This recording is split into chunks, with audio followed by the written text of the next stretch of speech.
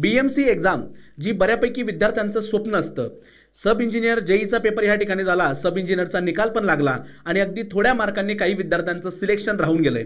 अशा सर्व विद्यार्थ्यांसाठी आणि नव्याने पासआउट झालेल्या विद्यार्थ्यांसाठी अगदी सुवर्ण संधी म्हणजे PMCची जाहिरात।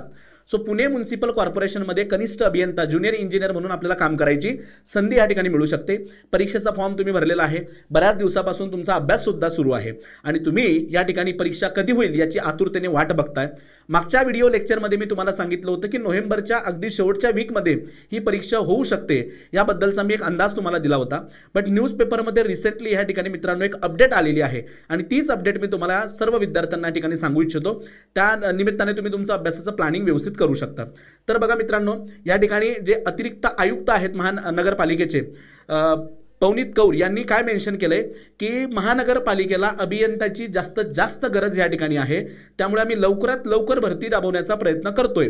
IBPS ला आम्ही रिक्वेस्ट करतोय की लवकरात लवकर तुम्ही या ठिकाणी एक्झाम कंडक्ट करून कनिष्ठ अभियंता आमच्याकडे पाठवा। आता जर तुम्ही बघितलं तर जवळजवळ 169 पदांसाठी 169 पदांसाठीची ही जाहिरात आहे आणि टोटल नंबर ऑफ अप्लिकेशन जर बघितले तर 42,000 अप्लिकेशन ह्या ठिकाणी आलेले आहेत। आणि जर तुम्ही याचा सरासरी एक ॲव्हरेज जर काढण्याचा प्रयत्न केला तर एका जागेसाठी 233 उमेदवार आहेत। सो प्रचंड मोठ्या लेवलमध्ये ही कॉम्पिटिशन आहे। सो अभ्यास पण त्याच दर्जाचा असावा लागेल जर तुम्हाला PMC मध्ये सिलेक्शन व्हावं असं जर वाटत असेल तर।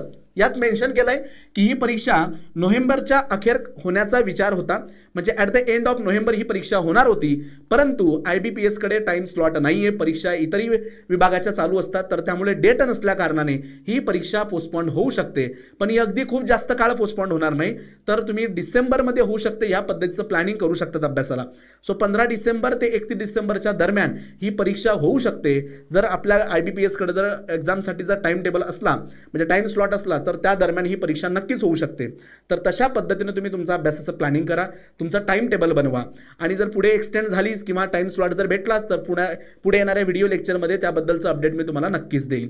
तर अशा प्रकारचे काही महत्त्वाचे अपडेट्स तुमच्यापर्यंत पोहोचावेत असं जर तुम्हाला वाटत असेल तर आपलं चॅनल तुम्ही नक्कीच या ठिकाणी सबस्क्राईब करून ठेवा। थँक्यू।